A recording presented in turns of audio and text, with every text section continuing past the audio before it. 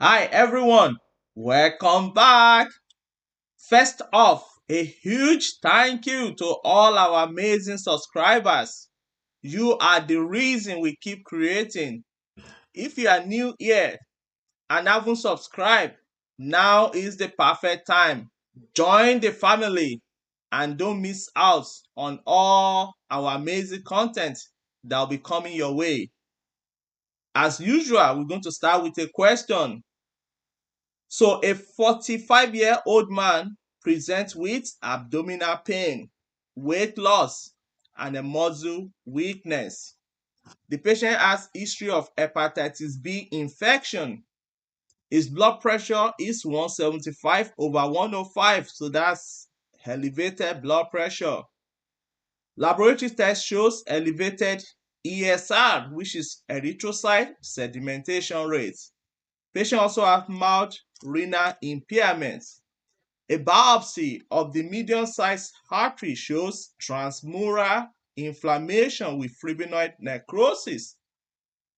Which of the following conditions best explains this patient's presentation?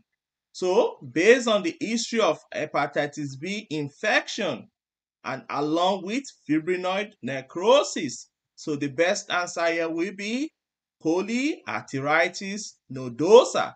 So let's see why. So today we're going to be talking about fibrinoid necrosis. So what's fibrinoid necrosis? Is a type of necrosis that is characterized by accumulation of fibrin-like protein material within the wall of the blood vessel, and sometimes it will also be in connective tissue. So the buzzword there is the accumulation of protein in the walls of the blood vessels. So this normally involves small blood vessels. It will also involve the valve leaflets, myocardium, or subcutaneous tissue, like in the case of rheumatic fever. So fibrinoid necrosis could be immune mediated, right? Or it could be non-immune mediated, as we're going to see in a second. So let's look at the causes of fibrinoid necrosis. So the first one we have there is immune mediated, and this is classically seen in immune vasculitis. So how does this happen? So one, you have an antigen. So that's an antigen, right? And like in the case of the question we saw earlier, the antigen was from hepatitis B, right?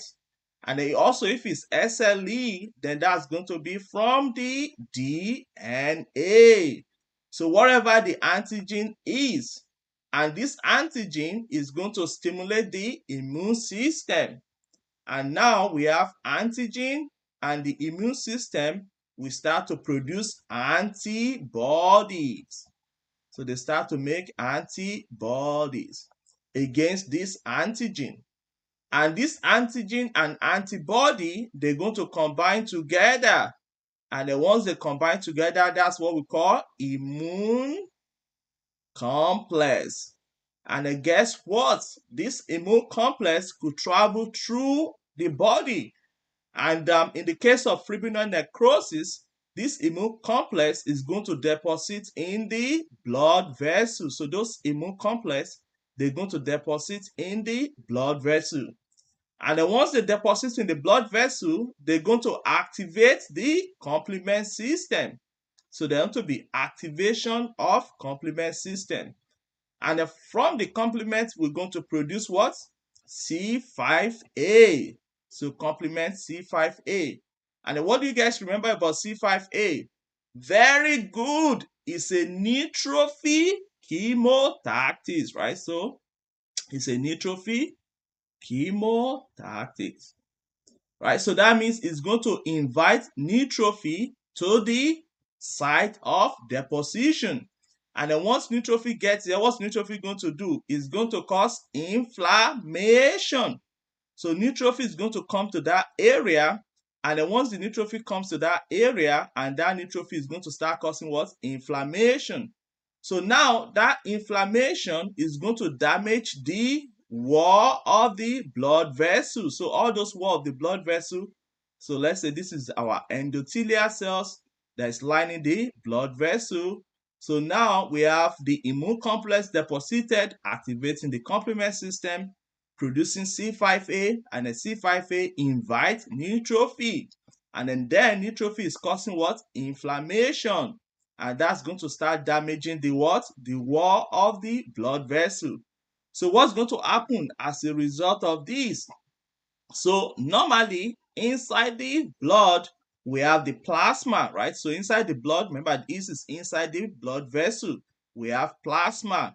And inside the plasma, we have what? We have plasma protein. So now that there's damage to the wall of the blood vessel, now those protein now that are inside the plasma, they will now deposit in the wall of the blood vessel. And by the time we do a biopsy and then we look at the wall of the blood vessel, what are we going to see? We're going to see those protein deposition in the wall of the blood vessel. And then we're going to call it what? Immune vasculitis. So vasculitis is inflammation of the blood vessel. And that vasculitis leads to protein deposition. And then we're going to call it what?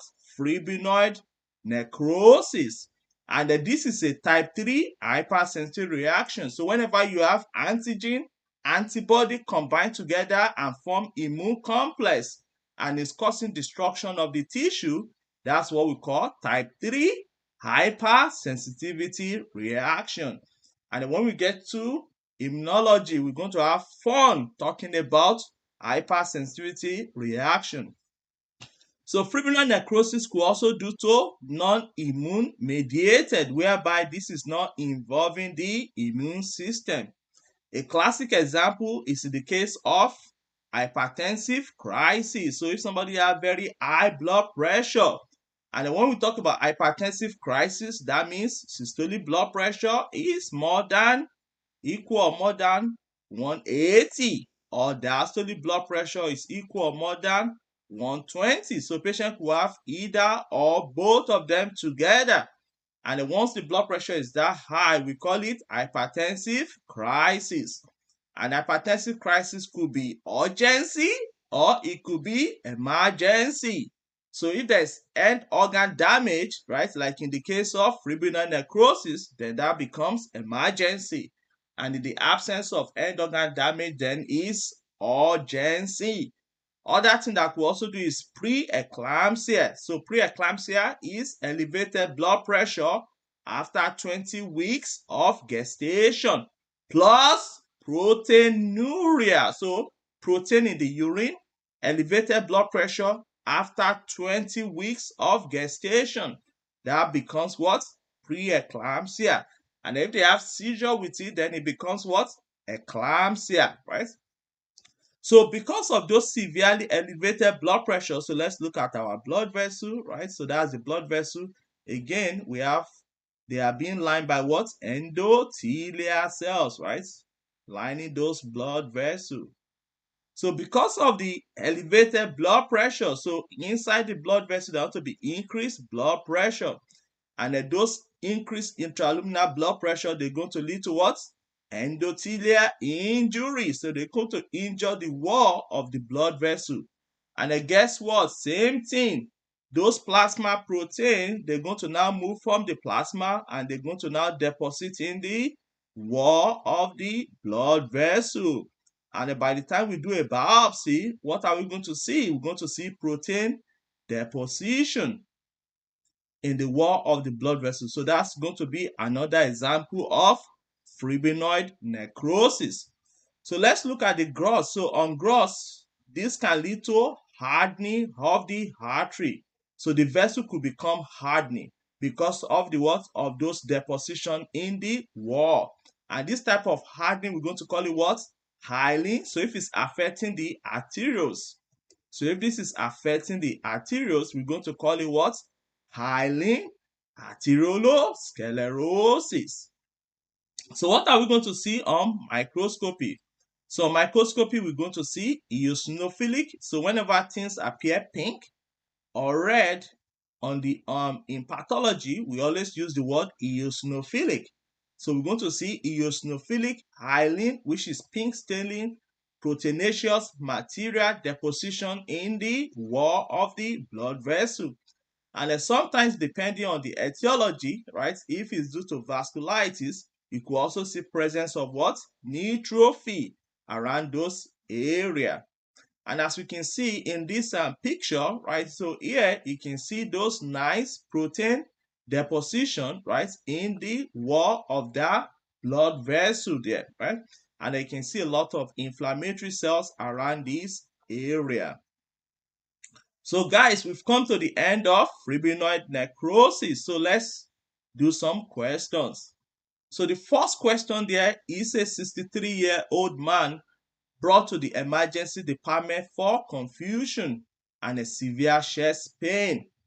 The patient blood pressure is really high. So by definition, this is hypertensive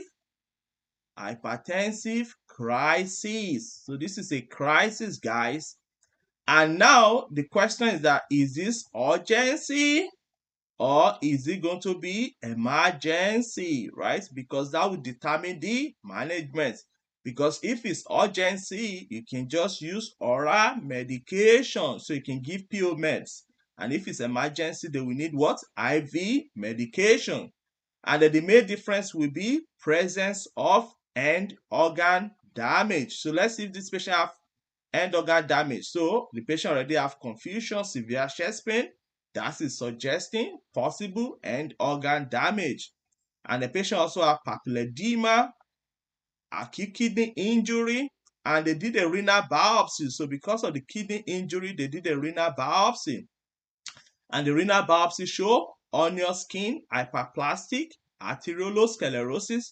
There's also bright pink eosinophilic material in the wall of the blood vessel. So by this patient has hypertensive emergency because there's evidence of end organ damage. There's papilledema and there's also renal damage. So if you look at this, so there are two different pathology that they are reporting there. One is hyperplastic arteriolosclerosis.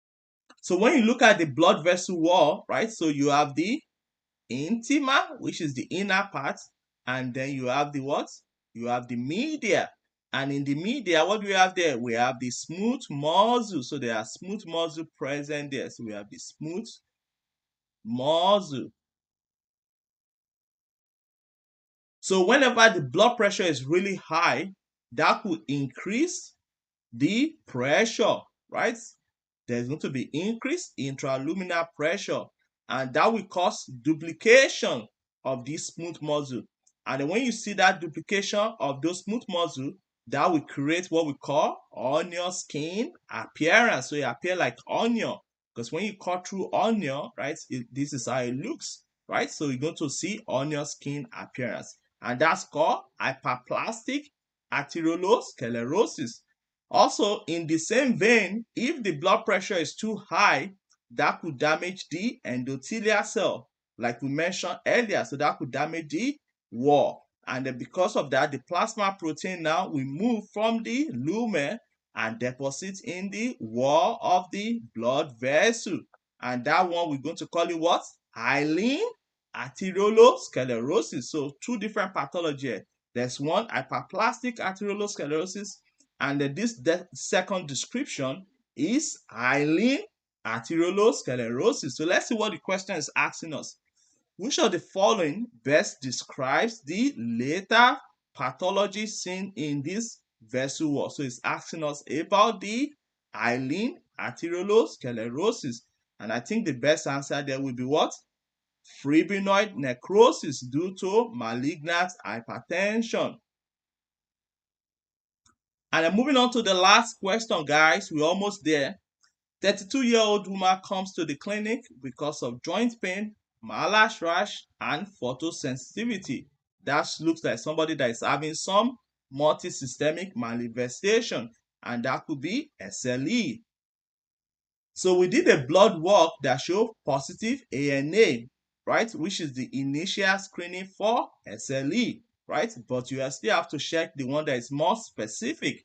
So they check the anti-double-stranded DNA antibody, which is positive, right? Another antibody that's also specific for SLE, in addition to anti-double-stranded DNA, is anti-Smith, right? Remember, anti-Smith is also specific for what? SLE. So we did a kidney biopsy, is performed, and that showed immune complex deposition within the glomerular basement membrane. And light microscope reveals pink deposits within the wall of the renal arterioles. Which of the following best explains the mechanism causing the vascular lesion in this patient? What do you guys think? So the best answer there will be what? Immune complex mediated vascular injury. We've come to the end of today's lecture, guys. Thank you for watching. Don't forget to subscribe, like, and share the video with your friends. And I will see you guys in the next lecture.